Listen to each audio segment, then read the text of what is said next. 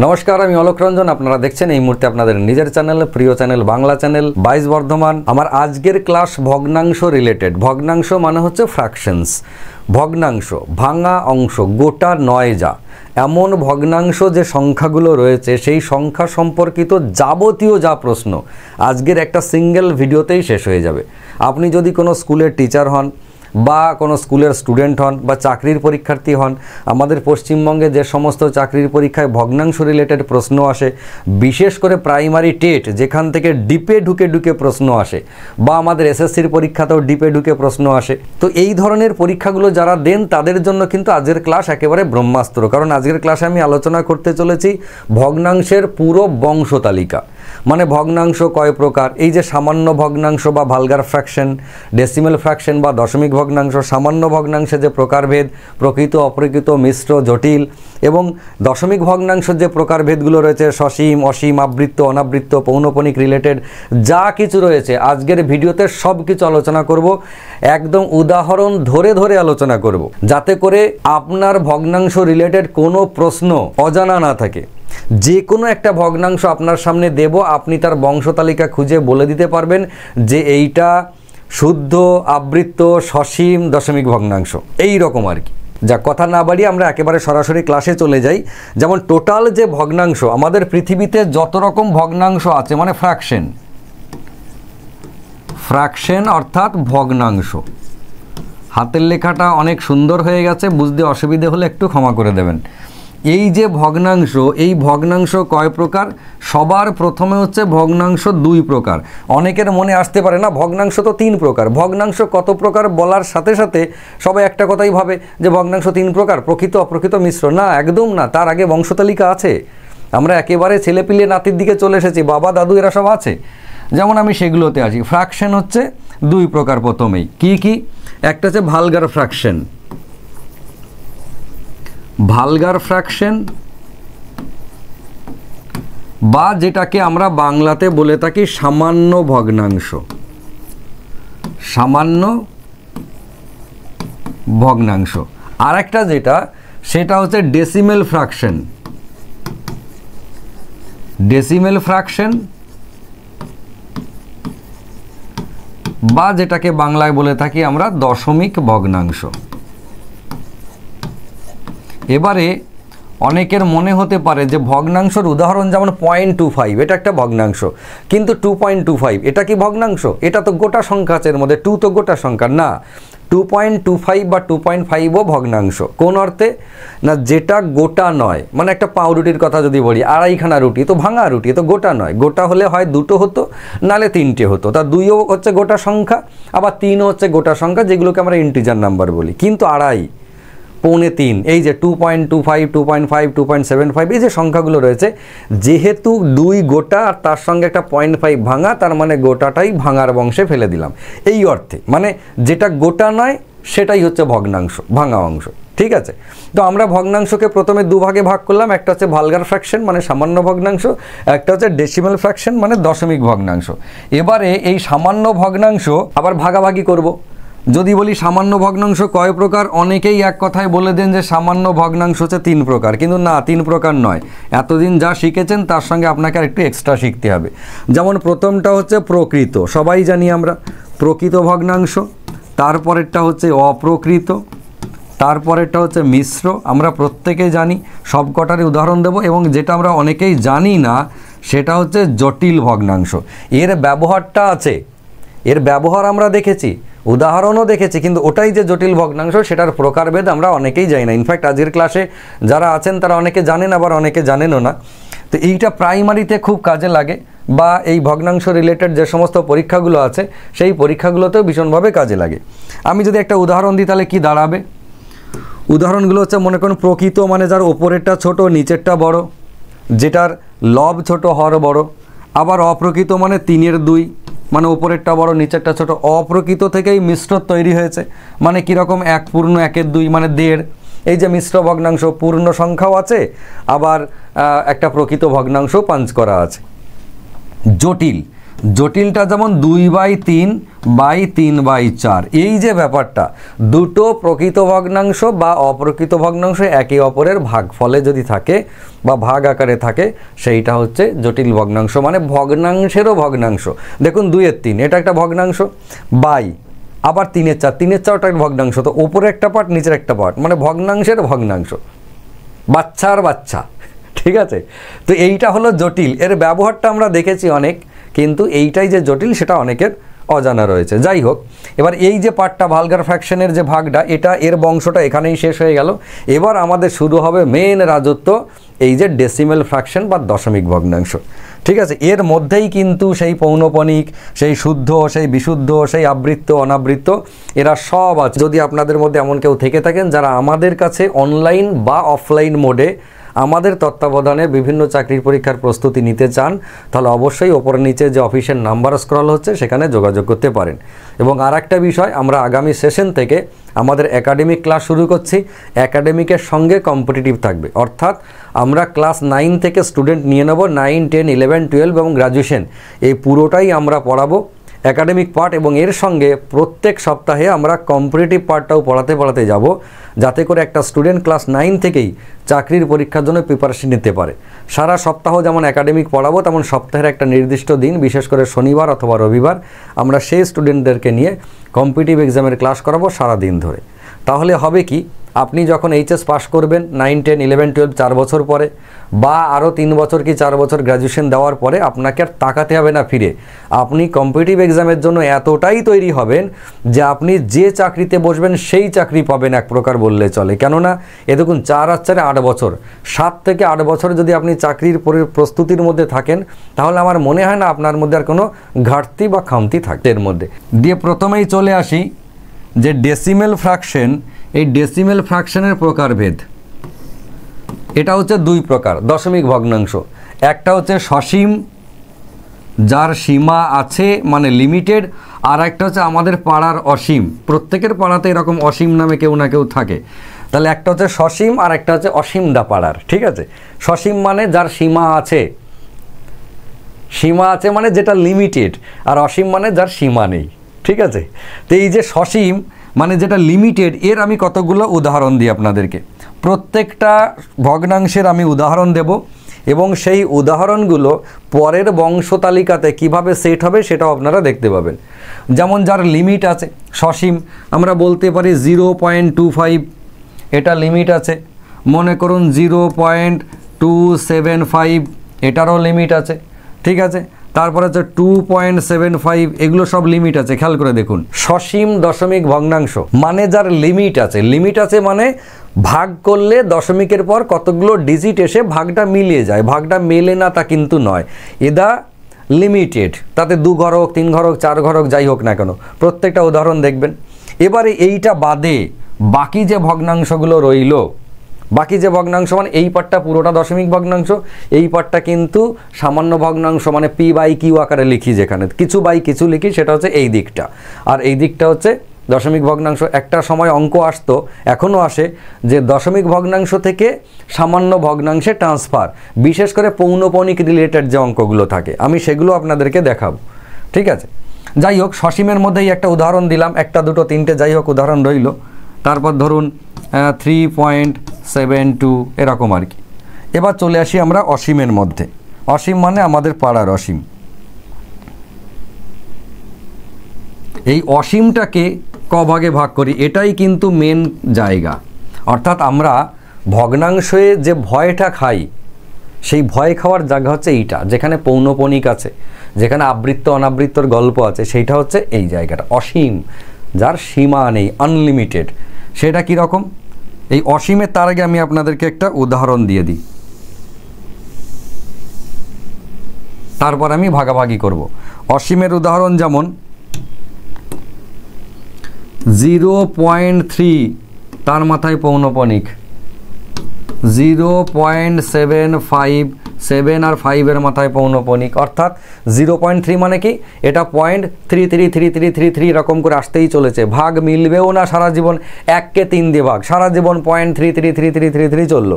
এবার যখনই রিপিটেশন আসে আমরা তার আগে মাথায় পৌনঃপুনিক দিয়ে ওখানে থামিয়ে দিই, কিন্তু এই অসীম, এর কোনো সীমা নেই। আবার এইটা যেমন 0.75 মানে 0.75 7 এর মাথায় এবং 5 এর মাথায় পৌনঃপুনিক, তার মানে 757575 করে রিপিট হবে। এটা যেমন 3333 করে রিপিট হলো, এটা 7575 করে রিপিট হবে।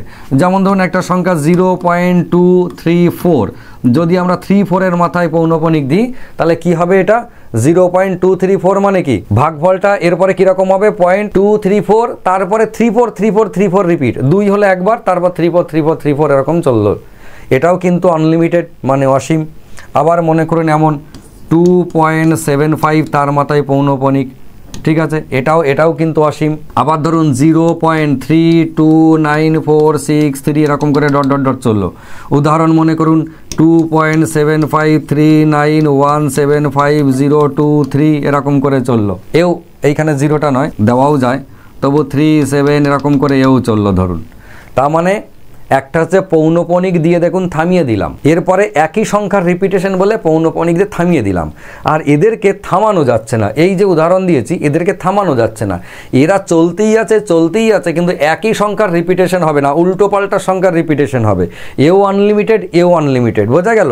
কিন্তু এই আনলিমিটেডের মধ্যে একটা ধরন আছে, এই আনলিমিটেডের মধ্যে একটা অন্য ধরন আছে। এবার আমরা এই যে অসীম ভগ্নাংশ এর যে ভাগটা করব, এইখানে চলে আসি অসীম ভগ্নাংশের ভাগ। এই ভাগটার মধ্যে কিন্তু আমাদের আরও দুটো জিনিস রয়েছে, কীরকম, একটা হচ্ছে আবৃত্ত আর একটা হচ্ছে অনাবৃত্ত, একটা আবৃত্ত আর একটা অনাবৃত্ত, ঠিক আছে। এবার এইখানে এই যে আবৃত্ত আর অনাবৃত্ত আমি গেলাম, এইখানে আপনাদেরকে একটা কথা টুক করে বলে দিয়ে আসি, সেটা হচ্ছে সসীম ভগ্নাংশ যেটা আমরা করেছিলাম এর আবার দুটো ভাগ আছে, সেই দুটো ভাগ আপনাদেরকে এখনও বলে দিয়ে আসি, তাহলে এটা বলতে সুবিধা হবে। সেই ভাগ দুটো হচ্ছে, একটা হচ্ছে শুদ্ধ আর একটা হচ্ছে অশুদ্ধ। এবার শুদ্ধ বা এটাকে বলা হয় বিশুদ্ধ, শুদ্ধ বা বিশুদ্ধ, আর একটা হচ্ছে অশুদ্ধ। কীরকম, এই যে সসীম যেটা আমরা বলেছিলাম 0.25 0.275 মানে লিমিটেড, ভাগটা মিলিয়ে যায়, একটা টাইম পরে গিয়ে মিলিয়ে যায়, ওরকম করে ডিস্টার্ব করে না এর মতো। তো মিলে গেলেও দেখুন দু রকম জিনিস আছে, শুদ্ধ আর অশুদ্ধর ডিফারেন্সটা কোথায়, 0.25টা শুদ্ধর মধ্যে, 0.275টাও শুদ্ধর মধ্যে, ঠিক আছে। আর অশুদ্ধর মধ্যে কোনগুলো, অশুদ্ধর মধ্যে হচ্ছে 2.75 বা 3.72। এটা কি হিসেবে শুদ্ধ অশুদ্ধ, কারণ আমরা জিনিসটা তো করছি ভগ্নাংশ, পিওর ভগ্নাংশ। এবার দেখুন এই যে 0.25 এ পিওর ভগ্নাংশ, 0.275 পিওর ভগ্নাংশ, কিন্তু যখনই তার মধ্যে একটা পূর্ণ সংখ্যা এসে যায় 2.75, এই যে দশমিকের আগে সংখ্যা এলো মানে তো গোটা, কারণ এ কিন্তু একেবারে নিখুঁত ভগ্নাংশ নয়, মানে এ নিখুঁত ভগ্নাংশ, কিন্তু এই অশুদ্ধটা হচ্ছে চাঁদের মতো নিখুঁত, চাঁদের মতো স্বচ্ছ, চাঁদের মতো পরিষ্কার। সে পরিষ্কার হলেও তার মধ্যে হালকা একটু কলঙ্ক আছে, এটা হচ্ছে সেই কলঙ্কিত পরিষ্কার, বোঝা গেল। ওই যে চাঁদ পরিষ্কার, এ হচ্ছে সেই কলঙ্কিত, কিন্তু চাঁদে কলঙ্ক আছে।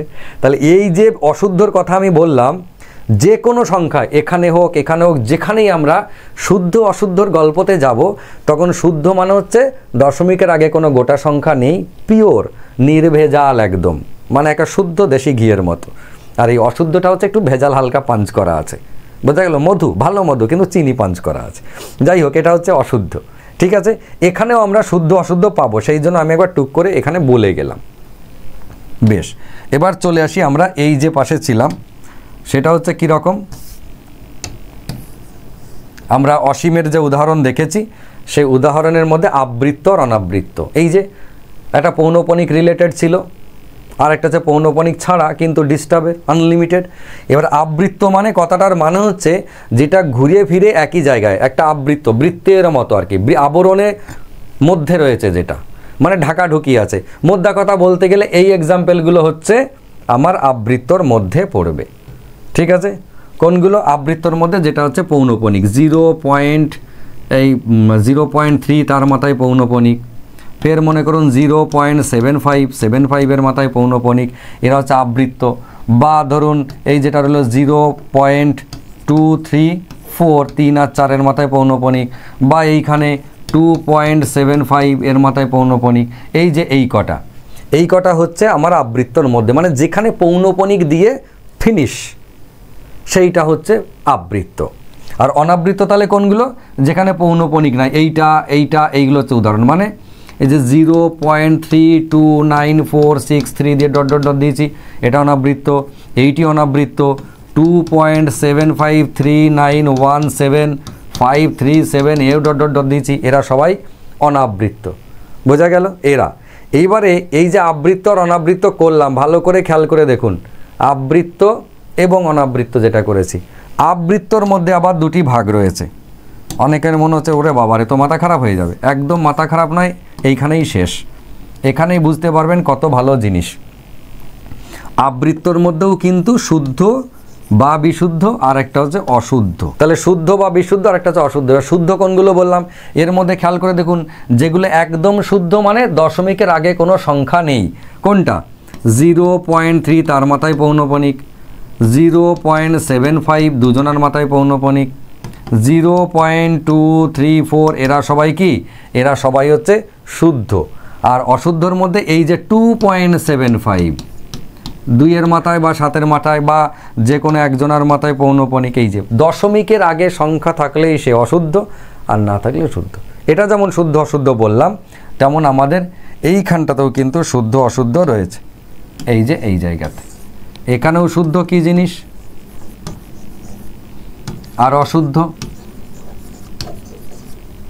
এটা কীরকম? ব্যাস এখানে শুদ্ধ দেখুন, শুদ্ধ কোনটা? এই প্রথমটা 0.329463 দিয়ে ডট ডট ডট, এ হচ্ছে শুদ্ধ। আবার এই বিশুদ্ধ কোনটা? এই বিশুদ্ধ বলছে অশুদ্ধ। এই যে 2.75391753 দিয়ে ডট ডট ডট, এইটা। ব্যাস আমাদের সংখ্যা ভগ্নাংশ কমপ্লিট। এবার একটু ভালো করে দেখুন, ঠিক আছে? আশা করি সবাই দেখতে পাচ্ছেন। এবার আমি আপনাদেরকে সুন্দর করে একবার চেষ্টা করছি এক ঝলকে বলার। সেটা যে প্রথমে ফ্র্যাকশন বা ভগ্নাংশ দুই প্রকার।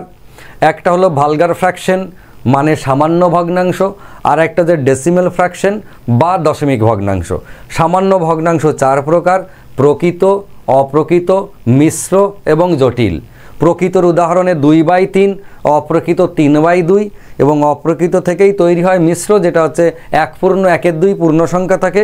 আর একটা যেটা নতুন আপনাদের কাছে অনেকের কাছে, সেটা হচ্ছে জটিল ভগ্নাংশ 2/3 বা 3/4। তাহলে এটা চলে গেল সামান্য ভগ্নাংশ বা ভালগার ফ্র্যাকশনের একটা পার্ট।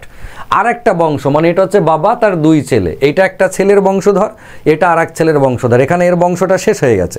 এবার এইটা হচ্ছে আর একজনের বংশতালিকা। কার? ডেসিমেল ফ্র্যাকশনের। ডেসিমেল ফ্র্যাকশন প্রথমেই ক প্রকার, মানে দশমিক ভগ্নাংশ 2 প্রকার। একটা হচ্ছে সসীম আর একটা হচ্ছে অসীম। সসীম মানে যার সীমা আছে, অসীম মানে যার সীমা নেই।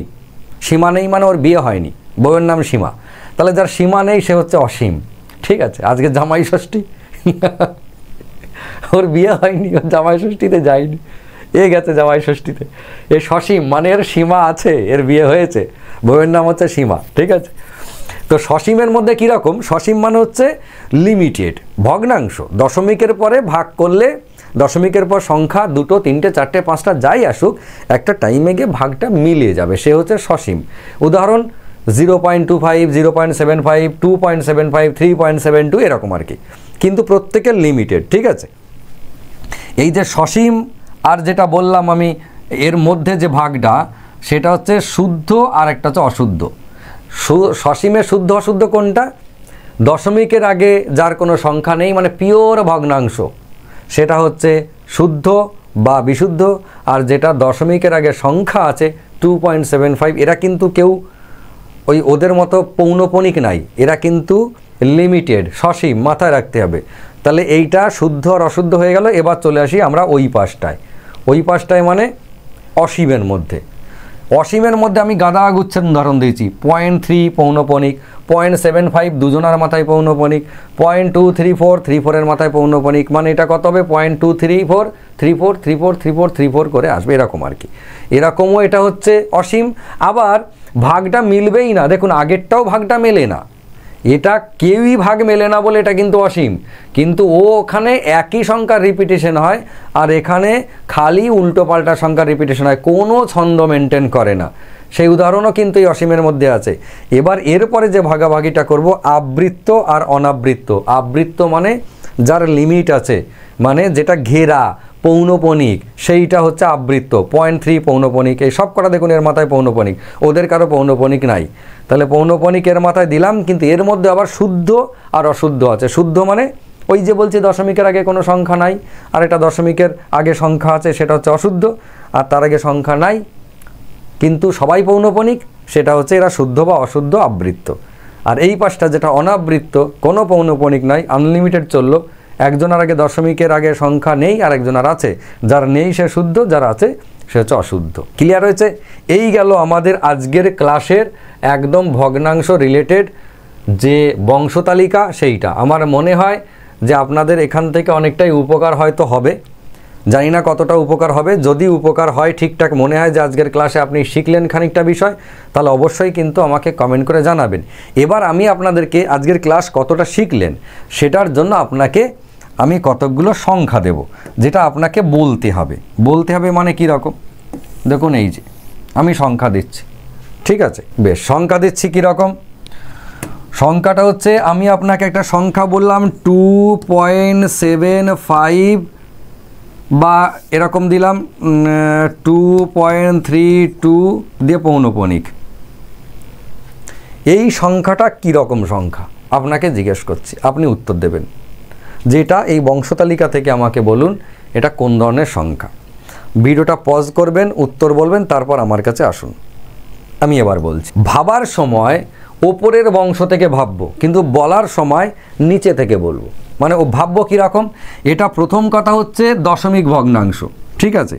তাহলে এটা আমরা যখন লিখব, প্রথমে লিখব এ হচ্ছে দশমিক ভগ্নাংশ।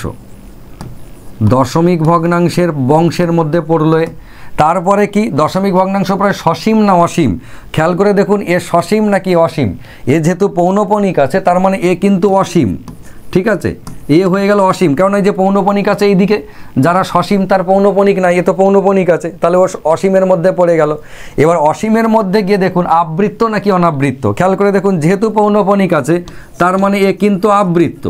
আমার সাথে সাথে আপনারা বলবেন এ হচ্ছে আবৃত্ত, মানে কি এই পৌনপণিকের এই সাইডে। এবার একে বলুন এ শুদ্ধ নাকি অশুদ্ধ। এ শুদ্ধ, যেহেতু দশমিকের আগে সংখ্যা আছে তার মানে কিন্তু এ অশুদ্ধ হলো, তার মানে এ হচ্ছে অশুদ্ধ। এইবার আমাদের আর বংশতালিকা নাই, আমরা শেষ জেনারেশনে এসে পৌঁছে গেছি, আর আমাদের তলায় কেউ নাই। এবার আমরা সংখ্যাটা কি বলবো, যে 2.32 তার মাথায় পৌনপণিক, এই সংখ্যাটা হচ্ছে অশুদ্ধ আবৃত্ত অসীম দশমিক ভগ্নাংশ। আমি আবার কি বলছি, অশুদ্ধ আবৃত্ত অসীম দশমিক ভগ্নাংশ। ক্লিয়ার হয়েছে? এই হচ্ছে আমাদের এই সংখ্যাগুলো থেকে আপনাকে এভাবেই শিখতে হবে। এবার ধরুন আমি এইখানটা মুছে দিলাম, দিয়ে 0 দিয়ে দিলাম, বললাম এই সংখ্যাটা কি বলুন। তখন আপনি এখানে কি কি পরিবর্তন করবেন? প্রথমত দশমিক ভগ্নাংশ, হ্যাঁ ঠিক আছে। এটা কি অসীম? হ্যাঁ অসীম, ঠিক আছে। তারপর বলো এটা কি আবৃত্ত? হ্যাঁ আবৃত্তও বটে। তারপর কি এটা শুদ্ধ? এই অশুদ্ধ? না, এ হচ্ছে শুদ্ধ। তার মানে এখান থেকে আমরা অটাকে কেটে দেব, ব্যাস, বাকি সব যা ছিল তাই। কীরকম? এই 0.32 তার মাথায় পৌনপণিক, এই সংখ্যাটা হচ্ছে শুদ্ধ আবৃত্ত অসীম দশমিক ভগ্নাংশ, ঠিক আছে?